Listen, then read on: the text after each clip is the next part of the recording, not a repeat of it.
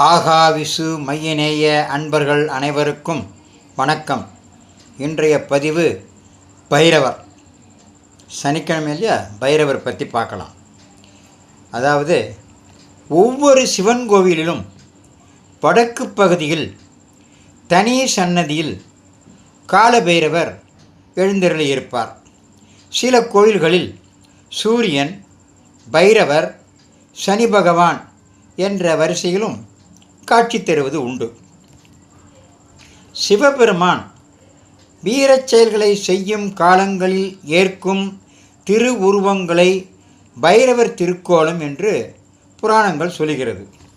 சிவாலயங்களில் முதல் வழிபாடு விநாயகருக்கு என்றால் இறுதி வழிபாடு பைரவருக்கு. ஃபஸ்ட்டு விநாயகர்னா இறுதியில் பைரவர்.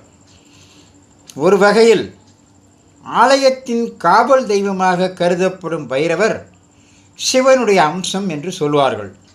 சிவபெருமானின் திருக்கோலங்களில் பைரவர் திருக்கோலமும் ஒன்று. பைரவர் 8 மற்றும் 64 என்ற வகையில் அருள் புரிகிறார்.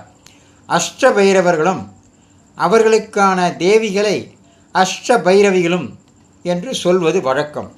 ஒவ்வொரு மாதமும் வளர்பிறை மற்றும் தேய்பிறையில் அஷ்டமி திதி அன்று பைரவ வழிபாடு செய்வது உகந்தது ஆகும். இந்த பைரவர் ஸ்ரீவாஞ்சியத்தில் ஆசான பைரவர், அதாவது சிவபெருமானுக்கு மிகவும் இஷ்டமான திருத்தலம். இந்த திருத்தலம் ஸ்ரீவாஞ்சியம். இதற்கு ஒரு வரலாறே உள்ளது.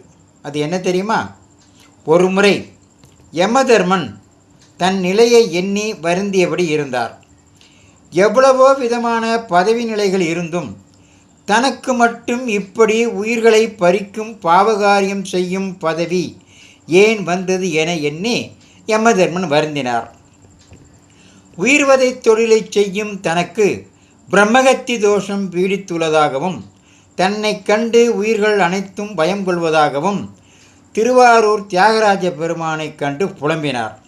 அதற்கு பெருமான் ஸ்ரீவாஞ்சியம் சென்று வாஞ்சிநாதரை வழிபட்டு உன் தோஷத்திலிருந்து விடுபட்டு கொள்ளலாம் என்று சொன்னார். அந்த வாக்கின்படி இந்த திருத்தலம் அதாவது ஸ்ரீவாஞ்சியம் திருத்தலம் நெடுங்காலம் கடுந்தவம் புரிந்து வாஞ்சிநாதரை வழிபட்டு தனது தோஷத்திலிருந்து விடுபட்டார் யமதர்மன். இங்கு யமதர்மராஜன்